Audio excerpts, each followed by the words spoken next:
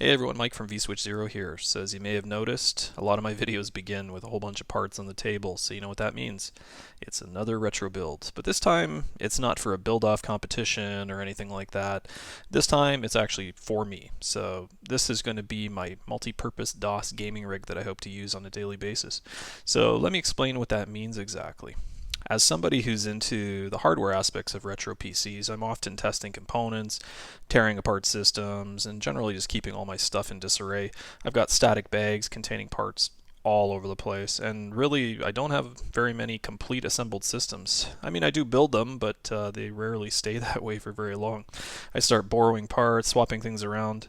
Well, no more. Today I'm going to change that. I'm making a commitment to put this together and not disassemble it. It's going to be for nothing more than my day-to-day gaming enjoyment. So I'm going to make a promise that this one's going to stay in one piece and be used for nothing more than that. So where do I begin with such a build? I want a system that's old enough to be compatible with, older games, some of the early Sierra titles and stuff like that, but I want it to be fast enough to play a lot of the later titles too. So I evaluated several different platforms for this build, including an old Pentium 75. I used the old 430FX board that I used in the recent Socket 7 build-off. I also looked at a high-performance 486 PCI platform with a 133 MHz AMD processor. I went to Twitter actually to see what others would choose, and the poll results were amazingly close. So all three systems could, in theory, work out fairly well, but the Pentium and the PCI-based 486, they just lacked a few things, including a working turbo switch, which I really wanted. And they also had a few quirks that I just wasn't a big fan of. But on the flip side, they had some good things too, like PS2 mouse support, which you'll only find in newer systems. But in the end, I decided that the VESA local bus system that you see in front of you was the right choice. It's a little bit older, doesn't have a lot of those quirks, and it just runs really, really well with some of the older stuff as well. So I decided to go that way. And with the DX4 CPU, it's really fast enough to play a lot of the late DOS titles really, really well. So you don't necessarily need a Pentium unless you're going to start playing things like Quake and whatnot. So I also wanted this rig to be a little different. You may notice, I'm not sure if you can see quite yet, but I'll get into all these parts. There's a lot of less conventional stuff on the table here. I wanted this rig to have a little bit of character and be different. So some of the common go-to, best Sound Blaster parts and things like that I'm not using here. I'm actually going to be using some of the Underdog equipment, and hopefully it'll make for an interesting system that will still work really well. So this is the board I'm going to use for this build. So this is the ECS UM4981 AIO, and this is hardware revision 1.0. There are actually two of them circulating around, with this one being the more common that is a little easier to find.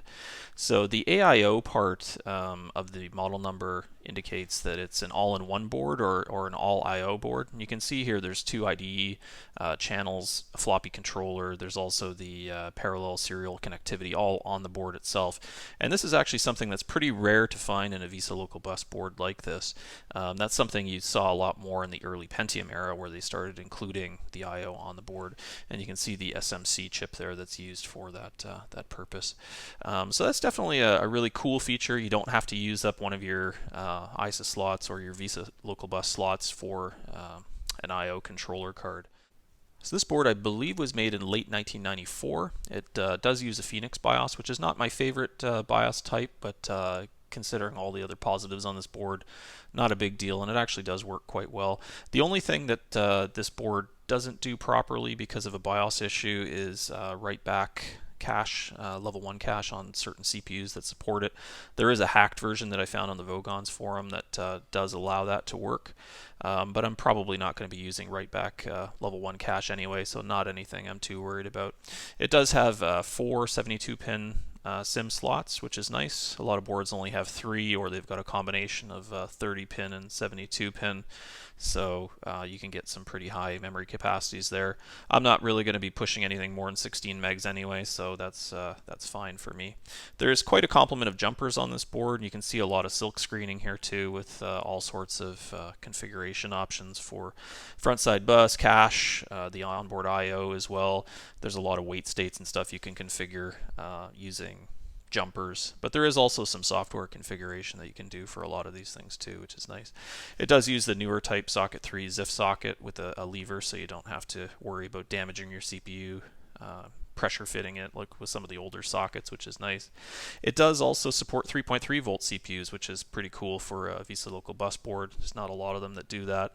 There's a linear voltage regulator here. Unfortunately, it's got a really, I'm not sure if you can see that too well, but it's got a really tiny little heatsink on it. It does get very hot, so I'm going to have to find some way to provide some active cooling on that, because I don't think any heatsink on the CPU is going to be sufficient for that. So we'll figure something out to make that work. It does only have 2 VESA local bus slots. Some boards have 3. Not really an issue, especially considering all the IOs on the board, so really don't need to put anything more than just a video card in here anyway, so that'll work just fine for my purposes. Just a single keyboard DIN connector on here. It does not have PS2 mouse support. Version 2.0 of the board actually does have a PS2 mouse controller, so that is a bonus if you can find one of those. On the cache front, it's got a full complement of 256K of 15 nanosecond UMC branded memory. I actually pulled these out of a Pentium board that I had. The board, when I got it, only had 128K of cache in it.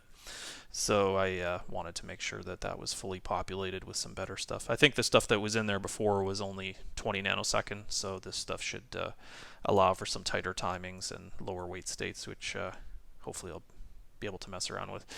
The board also has a UMC chipset, which I like quite a bit. They're generally quite good, stable and high-performing chipsets for the 486 platforms. This one's the 8498F. Another interesting thing about this board that you'll notice is that there's no battery whatsoever on it. There's no coin cell holder or barrel battery or RTC module. The only thing that's on here is this 4-pin external battery header. You do find that on quite a few older boards. It would have been nice to have a coin cell on here, but I guess a lot of the extra board real estate was taken up with the AIO stuff here. But I'll take a 4-pin connection over a leaky barrel battery any day of the week. It's kind of nice too because you can keep the battery away from the board. There's less chance of anything getting damaged if it does leak for whatever reason. So I've tested this with just a 3-volt connection, and it works just fine, keeps the time in the settings. I believe this is probably meant for a 4.5 volt battery pack, but anything between 3 and 4.5 volts should work just fine on this board. And last but not least, what I love about this board is that it does have a properly functioning turbo switch. So when you actually short these 2 pins, the system reduces its CPU performance by a very large amount. In my testing, it did reduce the integer and float point performance by something like 80%, which is excellent. That should make the system perform a lot more like a 386, and I'm hoping that for speed-sensitive games like Wing Commander and some of the others, that that should be enough for it to work really well. So for CPUs, I've got a few different choices here. The 486 DX266 with a clock-doubled 33 megahertz bus is really probably the most famous of the gaming 486 CPUs. This is a Cyrix model here. I do have some Intel ones as well. Most of them run at 5 volts, and unless you've got a much newer one. But I find that 66 megahertz is just a little too slow for some of the latest titles. Games like Doom can get a bit choppy. So I'm going to skip on the 66 megahertz CPUs and go with 80s and above. So that really leaves the DX280 and the DX4100 as options. There are faster ones, of course, too, but I'm sticking with more of the mainstream CPUs, topping out at about 100 megahertz. This one here is an AMD DX280. This is an older model. There is a 3-volt version of this, but this one is 5-volt. It does run really toasty, and it does seem like a little bit of a waste putting a 5-volt CPU in a board that supports 3 volts. It just could be better used elsewhere, so I'm going to skip on this one as well. There's also this Intel Overdrive DX4100. This one is also a 5-volt CPU. You can see that it's got VRM circuitry on the side here. So you can stick this in a 5-volt board, even though the CPU itself actually does run on 3.45 volts. Again, this would work really well, but it'd just be a waste to stick a 5-volt CPU in a 3.45 volt board. So I'm going to skip this one as well. And that really leaves 3 different CPUs here. These are all 3-volt parts. The slowest is the Cyrix DX280. It's actually rated for 4-volt operation. There's not very many CPUs that are spec'd for that. But if you do look online and do a bit of digging, you can see that it'll actually run at several different voltages, including 3.45. So not sure why they decided to put 4 volts on the top of it, but I think this should work okay in this board. This board does not do 4 volts, by the way, so it's going to be running at 3.45. Hopefully this will be quick enough. If not, there is the DX4100 Cyrix chip. Basically the same architecture, just with a 3 times multiplier. This one is listed for 3.45 volts, and I think this one should be plenty of power for me. But if not, I do have the very popular Intel DX4 here as well. So this Intel chip is actually I'm not sure if you can see that there, but there's an AND EW listed there. So that means that this is the write-back cache model, and it can give you a very small performance boost. The only problem is when I was testing with this board, as soon as you enable write-back cache, it breaks the turbo functionality, so that's a bit of a deal breaker for me. Thankfully, it's like less than 1% of a performance boost, so I'm not too worried. This will actually run in both write-through and write-back modes. It also has 16 KB of L1 cache, which is more than most 486s have, so that also gives it a performance benefit. So really, between these two, it's going to be interesting to see what will give me the right amount of performance without being too fast, because again, I do want to be able to slow this system down sufficiently for older titles. So yeah, we'll try them all and see what works best. So for RAM in this system, I'm going to target about 16 megabytes total. Even 8 would probably be enough, but anything more than 16 megs is kind of a waste in this type of gaming rig. So this is just some standard 70 nanosecond stuff that came with it. There was a bunch of 4 meg sticks in it for a total of 16. I did try these as well. These are just single 16 meg sticks, which seems to be the largest that the board will support. I tried some 60 nanosecond stuff, but I think most of my 60 nanosecond RAM is either EDO or just isn't supported by the board for some reason. I may try to get some smaller FPM modules that are 60 nanoseconds in the future, just so I can mess around with higher bus speeds and tighter timings and things like that. But for now, we'll just use a single 16 meg stick. So for video cards, I actually don't have all that many to choose from as far as VESA local bus is concerned, but I'll just show you this one real quick here. This is a Trident 9400 CXI. I had this one in an older 486 system for a while. I did upgrade the RAM to 2 megs here, but you can see there's actually more going on here than just video card duties. There's an IDE controller and all of the I/O connectivity ports provided as well. It's actually a very handy card because it can do all of those things in just one slot, and anybody who's used VESA Local Bus knows that the more cards you have connected to VLB, the more problems you'll start running into. So to have everything on one card like this, very handy. But again, the board we're dealing with has all of the I/O built in, so I'm going to take a pass on this one. Even though the compatibility is great and performance is not bad. Another one here that we have is the very popular Cirrus Logic model. This one is the 5428, which is one of the newer ones. There's also a 5429, which I think performs just a little bit better. I did upgrade the RAM in this one as well. I took these ICs out of a dead card that was going for recycling. And this one's actually really good from a compatibility perspective, and performance is excellent too. The only problem I have with this card is that the VGA output was a little less than pristine, shall we say. There was some artifacting, not artifacting in the sense there's anything wrong with the card, but some weird banding and stuff going on that I have to still try it out on a CRT. I don't know if it's just some LCD timing issues that just doesn't play well with this card, but if I can get that sorted out, it could be a really good choice, and we'll definitely give it a try. I don't really need the full 2 megs, which is why I'm also considering this card here. This one I like a lot. This is a Western Digital WD90 C33, which is actually one of the fastest VLB cards you can find. This one's dated 1993, and I think this is an STB PowerGraph model, PowerGraph C33. It only has 1 meg, can't be upgraded to 2, but really for my purposes that's plenty.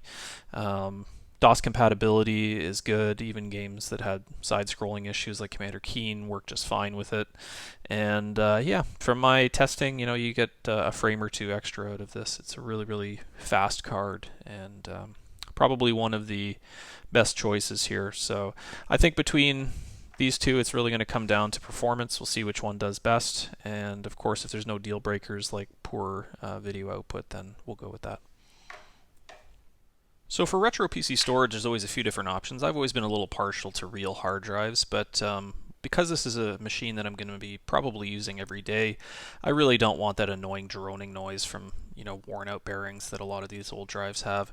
It is kind of nice to hear the crunching noises and whatnot while you're waiting for things to load, but for this one I'm definitely going to go with a more modern solution this time. I consider using something like a disc-on module like this. I do have plans to put this in another machine, so I'm going to actually pass, not just for that reason, but also because it's nice to be able to easily remove and add different cards in something like this compact flash drive here. I do have SD card options too, but I personally like the compact flash ones. The UM4981 motherboard that the system's going to use does support up to 2 gigs without issue, which is awesome. There's no 510 meg cap on it, so I find a 1 gig card or a 2 gig card fairly easy to come by and provides nice quiet and high performance low latency storage, so we're just going to go ahead with this. So next up is my favorite part of any retro build, and that's the sound setup. So most people would, get something like this, a high-end Sound Blaster 16. This one here is the CT2230, which is one of the better Sound Blaster cards out there. It's got genuine OPL3 and pretty much all of the inputs that you'd want. So it also has pretty decent sound quality, at least for a Sound Blaster card. This, would definitely work. I considered putting this one in the system, but I really wanted to do something a little different in this build, so that's why I went with something completely out of left field compared to a typical Sound Blaster card, and that is the Pro Audio Spectrum 16 from MediaVision. So this card here is not technically a Sound Blaster clone or compatible. It is a completely different sound standard. You can see here there's a MediaVision Pro Audio Spectrum chip here. And you do have to have game support for this, but thankfully it was a pretty well supported game throughout the years, and not just late DOS titles, but even some earlier ones too, do have support for the Pro Audio Spectrum. And in my experience, it's definitely better as far as sound quality is concerned. And when this thing first came out back in 1992, it really gave the Sound Blaster a run for its money. It was considered a much better card in a lot of respects. And it definitely shows not only in the high quality construction of the card, if you just look at some of the surface mount capacitors that are on there as opposed to all the electrolytics on the Sound Blaster, and better quality PCB, even the bracket feels higher quality. You can tell that more care went into this as far as its construction. Now, this is essentially 2 different cards in one, so I mentioned it's not a Sound Blaster clone, but obviously people need a way to have Sound Blaster compatibility because there are games that don't support this. Like, for example, Wolfenstein 3D or some of the Commander Keen games. There's quite a few titles out there that expect a Sound Blaster in the system. So MediaVision actually produced a card called the Thunderboard that came out before this, and that provided Sound Blaster compatibility. So what they did was they actually took the Thunderboard and incorporated it into this same PCB. So you can see, I believe it's this chip here. It used to be called the Thunder something on there, but now I think they've relabeled it for some reason. This is a slightly newer revision of the card, so that's why it looks a little different. But because it's 2 cards in one, you basically have the resources of 2 cards required as well. So interestingly, this Pro Audio Spectrum requires an IRQ and an I/O address. Usually it defaults as 7. But the Sound Blaster components also need resources. So the Thunderboard component of this will use the standard IRQ5 and I/O address of 220 and things like that. So it can be a little bit more of a pain to configure because of that. So a lot of people had a lot of frustration back in the old days if you had a lot of devices in your system because of the resource requirements of this card. But a small price to pay, if you ask me, when you consider the really great sound quality and all the other benefits of the card itself. You can see here too, another great thing about it is it uses a genuine OPL3 chip. So there's a Yamaha chip on there. And another cool thing too is that the CD-ROM interface on here is actually 50-pin SCSI, not IDE. So there's a Trantor SCSI controller on here. I'm not sure if I pronounced that right, but yeah, so higher end CD-ROM drives can definitely use the SCSI interface. On an input perspective, you'll notice there's not quite so many inputs like you normally find on a Sound Blaster here. There's no wavetable header, but that's okay, I'll get into that later. There is a CD audio connector here, it's a 5-pin. It's got a little bit of a weird pinout, so you do have to construct your own cable, which I did. It wasn't that difficult to do. You can use a standard DuPont connector for that. This particular revision actually does have an internal header here too. There's another 5-pin here that you can use for connectivity to like a external wavetable or something like that. So that's definitely a plus there. On the back, there's just a few inputs, in, out, and mic, and it's also got the joystick / MPU 401. Apparently, I haven't actually tried it, but from what I've heard, the MPU 401 implementation on this card is actually really bad. It's as bad or worse than some of the Sound Blaster implementations, so most people don't bother using it, and I won't be for this. I'll talk more about MIDI in a second. A few other interesting things about this card. You'll notice there's no PC speaker connector like some of the Sound Blasters have, and that's because this can actually, on the ISA bus itself, listen for the PC speaker signals, interpret them, and play them through the card. It also does some digital filtering and stuff on those signals, so in theory it could sound a little better than your normal buzzer. I haven't tried it too much, but it does seem to work. The only caveat with that is that it only seems to work on older systems. So on the 486 that I'm using, it works great. On all of the newer 486 and Pentium systems I've tried this in, it does not work. So probably some kind of timing issue or something that has to be present in older systems. So overall, I really like this card. I spent quite a bit of time testing it out over the past few weeks. There's a few quirks with it. It did take some time to learn how it works, to get all the resources figured out for it. But in the end, I think it was definitely worth the effort. The sound quality is definitely better than what I've seen on some of the older Sound Blaster cards, and I'm really excited to have it in this system here. So next up is the PC MIDI clone card. So this is actually created by E. Ferreira and L. Dallas, you can see right here. There are two very, very nice folks that are on the Vogons forum. They run a site called pcmidi.eu where you can find more information about this card. But this is essentially a clone of what's called the Music Quest MPU 401.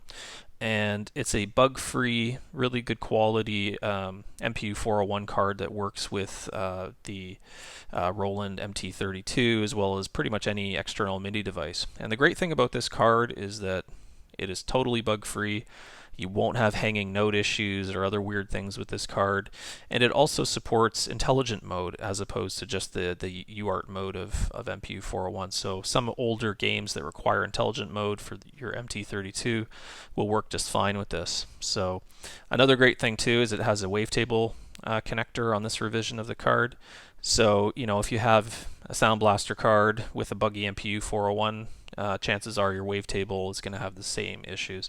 So you can connect your wavetable header to this as well. There's an audio out for that, and even volume control too. So if you've got a wavetable card with higher than normal volume, you can tone it down that way. On the back, you can see there's the green connector here is for audio out. That's for your wavetable. If you could either use the internal header here to connect it to your card or the 3.5mm jack. But there's also a DB9 here, and you can find a specific pinout for that on the website for this, and you can actually have two additional MIDI out ports and a MIDI in, all from this connector here, which is great. They do provide a small 3.5 to MIDI connection here, so the orange jack is for MIDI out. And yeah, it's a little bit of a pricey card. I think it's about 110. I want to say 110 euros, I think. But if you're serious about MIDI, this is really an awesome product because you don't have to worry about the implementation on your sound card.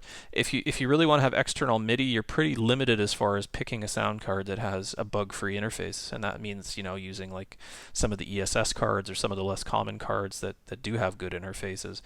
That pretty much eliminates most of the Sound Blaster cards, the Pro Audio Spectrum. When you have one of these, you can just disable the MPU 401 on your sound card, and this will take care of everything. So I just love that this gives the flexibility, and I can just pick whatever sound card I want and go for it. So speaking of external MIDI devices, this is my Roland Sound Canvas SC55 ST. So you can see this does not look like the typical SC55 that a lot of people are used to seeing with the fancy screen on the front and all the buttons and controls. This is sort of the CM, or the music version, their computer music, I think it's called. There was an MT32 version like this too that looked very simple. They basically just trimmed down the SC55 for computer use, and I think it looks pretty good because it's beige. It sort of fits in with your usual computer equipment. And as far as sound is concerned, it's pretty much exactly like the SC55. The only difference, I think, is that the DAC is a slightly lower resolution one, so there might be some very small sound quality differences. But in my experience, the sound that comes out of this is so sharp compared to the normal digital audio that you'll never notice anyway. So I'm just going to flip this around to the back really quick here. And you can see that there's no MIDI through like some of the regular SC55. It just has a single MIDI input as well. So again, back to its trimmed down nature. And yeah, single RCA output. So this would basically go to your sound card's line in. So I'm a big fan of the Roland SC55. A lot of later DOS titles were actually created with this in mind. So a lot of the composers that created the music for games like Doom, for example, actually used the Roland sound canvas. So in a way, you sort of hear the games the way that they were meant to be heard, the way the composers sort of envisioned everything. And I really love the genuine OPL 32 FM sound. It sounds great. It's very nostalgic to me too, because a lot of the games I played back in the day used those FM chips. But this is really MIDI to the next level. And once you've heard one of these, especially in games like Doom and Heretic and some of the ones with really great soundtracks, you'll just be blown away by how it sounds. And you'll sort of put nostalgia behind you, and you'll be happy to listen to the great MIDI output from one of these devices here. So they are very expensive. I mean, back in the day, very few people had these because of that reason. I mean, this one, even the trimmed down SC55 was something like $400 US. So not a lot of people wanted to spend that when computers were already so expensive back then. But I'm really happy that I was able to get one of these today and experience music in that way. So continuing on my quest to do things a little differently with this build, I've got a Caddy-Load CD drive here. I got this recently on eBay. It was as is untested. I had no idea if it worked, and I'm glad I took a chance because it was a really good price and it turned out to work perfectly. So Plextor is a brand really well known for quality, and this thing weighs a ton. It's very solidly built, and this one is actually a SCSI interface. So it's got a 50-pin SCSI connection, and it should work perfectly with my Pro Audio Spectrum 16. So the model of this one is the PX63CS, and it was manufactured back in November of 1995. So fairly period correct. It's maybe a little bit newer than the 46 parts I'm using for this, but I think it's a good fit.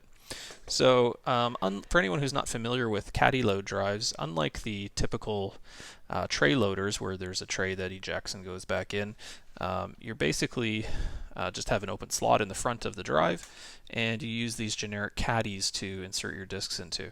So sort of like a floppy disk, there's a little door on the back that opens and closes that provides access to the readable surface of the disk, and they're really easy to insert a disk into. You just open it up, throw the CD inside. Oops, I didn't really do that properly. There we go. Click it closed, and that's it. And then there's a little arrow that indicates which direction it goes into the drive. So originally they did this, I think, to provide protection for the disks, because when CDs first came out, they were very expensive. We're talking $40, $50 each.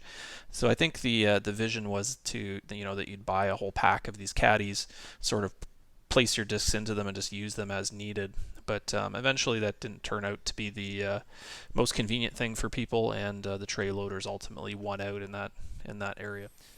So I was going to use a 3Com Etherlink 3 ISA card for networking in this box, but in the end, again, I'm trying to do things a little differently with this one, so I'm going to use this Intel Pro 10 instead. It's a very solid card. The packet driver doesn't take up much memory, and it does everything I need. It's got the standard connections you'd see on an older 10 meg card, including 10 base too. I'm not really going to use this for very much aside from just providing basic FTP access into the file system on the box for copying files on and off, so I'm not too worried about performance, but I do know that this one works well. So this is the case I'm going to use for this build. I don't have too many AT cases to choose from. I've only got two, and this one's in better shape than the other one, so we'll go with it. I quite like the design. Very simple, not a whole lot to it. Not too badly yellowed, and most importantly, it's not all smashed up like some of the ones I've come across. Right now, it's got an old Mitsumi drive in here. This is a double-speed CD-ROM that I'm going to swap out for the Plextor. I do have a 5 1/4 inch 1.2 meg drive that I'm thinking about putting in here. I'm not sure yet. But yeah, it's got all the things I'd like to see in a retro case, including the megahertz display here, the VFD that you can set.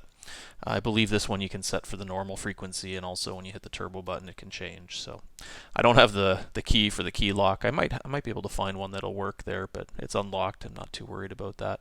Yeah, I don't know what the manufacturer is for this, but I quite like this case, and we'll use this for the build. It's in pretty good shape inside too. There's like a tiny little bit of rust down here, but overall it's in good condition. Still has all the punch outs still in place for the ports back here. But yeah, you can see a normal AT, like a baby AT, or I guess, what do you call them, 3/4 AT board only goes up about that high, so there is a bit of space up here. I'm going to actually put the battery pack up here, so that's quite good. This power supply here is just a generic, I think, 230 watt that came with the system. I actually have a brand new AT power supply made by Athena Power that I'm going to replace this one with. Just a little more modern. I kind of trust it a bit more. This one's already had its fan replaced, but I don't know how good the internals are there, so I don't really like taking chances with old power supplies. So that's it for part 1 of this series. Today I just really wanted to go through the parts for the build without making the video too long. But stay tuned for part 2 where I'll get the system all assembled, powered up, and then we'll do some benchmarking and tuning. Thanks very much for watching, and please like and subscribe if you'd like to see more retro content like this.